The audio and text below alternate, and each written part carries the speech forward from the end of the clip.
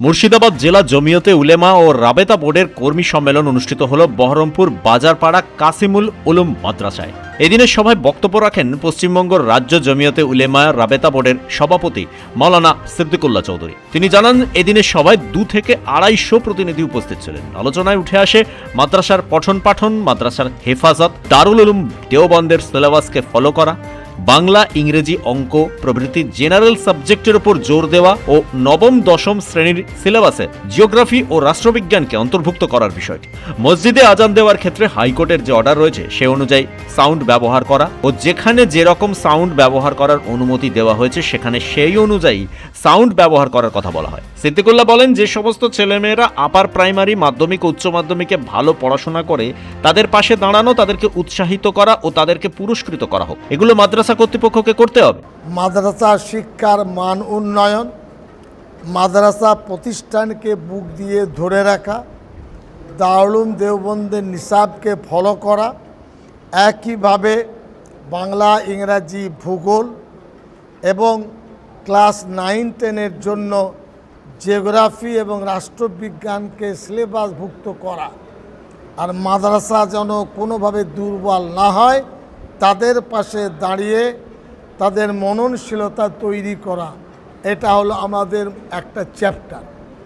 আজকের আলোচনায় উঠে এসেছে মনোবল বাড়াতে হবে, শিক্ষার অগ্রগতি আনতে হবে।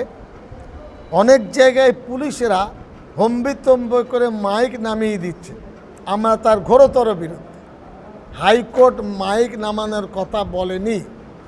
হাইকোর্ট বলেছে শিল্প অঞ্চল হলে কি কতটা মাইক বাজাবেন, তার পরিমাপ কি হবে, সাইলেন্ট জোন কি হবে, 4টে ক্যাটাগরি ঠিক করেছে। আমরা সেটা মেনে চলব। মাইক নামাবার ক্ষমতা কারণ নেই। আমাদের কাছে খবর হলে সেই পুলিশ অফিসারের বিরুদ্ধে আমরা এফআইআর করব। হাইকোর্টের দ্বারস্থ। কে অধিকার দিয়েছে মাইক নামানো? পুলিশকে হম্বিতম্বি করছে, এটা অন্যায় কথা। আলোচনায় উঠে এসেছে প্রতিটি গ্রামে সেকেন্ডারি, হায়ার সেকেন্ডারি, নবম, দশম, একাদশ, দ্বাদশ, আপার প্রাইমারি ছেলেমেয়েরা পড়াশোনা করে। আমাদের যেহেতু গ্রামীণ এলাকায় প্রতিটি মাদ্রাসার আশেপাশে এই ধরনের সরকারি বেসরকারি শিক্ষা প্রতিষ্ঠান আছে, আমরা অনুরোধ জানাচ্ছি ভালো মেধাবী ছাত্রছাত্রীর পাশে দাঁড়ান। বছরে একবার তাদের ব্যাগ দেন, কলম দেন, বলুন মা বা ভাই বা নাতি নাতনি তোমাদের কি লাগবে, আমরা তোমাদের পাশে আছি। পড়ার ভালো পরিবেশ, কোচিং সেন্টার বিনা পয়সায় করে দিন। ওই ছেলেমেয়েরা লেখাপড়া শিখে একটা আদর্শ নাগরিক তৈরি হবে।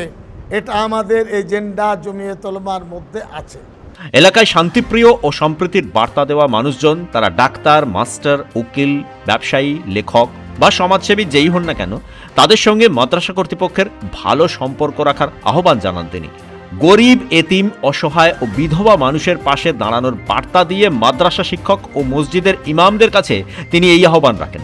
তিনি বলেন, গরিব, অসহায় ও এতিম ছাত্রদের যেন অর্থের অভাবে পড়াশোনা নষ্ট না হয়। তিনি আরও বলেন, ভারতবর্ষ আমাদের মাতৃভূমি, আমরা জন্মসূত্রে ভারতীয়, পৈতৃক সূত্রে ভারতীয় ও উত্তরাধিকার সূত্রেও ভারতীয়।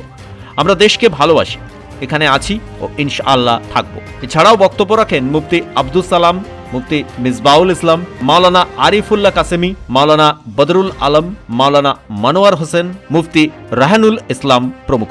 ব্যুরো রিপোর্ট, পূবের কলম ডিজিটাল।